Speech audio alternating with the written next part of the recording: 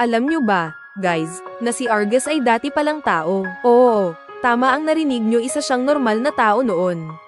Bago tayo magpatuloy sa kwento, kung hindi ka pa naka-follow sa account ko, i-follow mo na, para updated ka sa susunod kong upload. Noong unang panahon, si Argus ay kilala sa kanilang lugar. Dahil sa kanyang kagwapuhan, maraming magagandang babae ang humahanga at nagkakagusto sa kanya. Ngunit sa likod ng kasikatan na iyon ay, may isang taong puno ng inggit na si Doroth. Hindi matanggap ni Doroth na si Argus ang pinipili ng lahat, kaya nagpa siya siyang gumawa ng isang madilim na sumpa.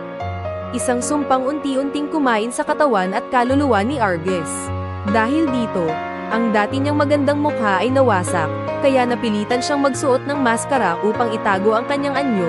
Sa galit at sakit na kanyang naramdaman, sinabi ni Argus kay Doroth na kung di niya ito ibabalik sa dati niyang muka ay mapipilitan siyang kalabanin si Doroth, at dahil hindi pumayag si Doroth ay nakipaglaban na lamang siya, at makalipas ng ilang oras ng kanilang labanan ay natalo ni Argus si Doroth.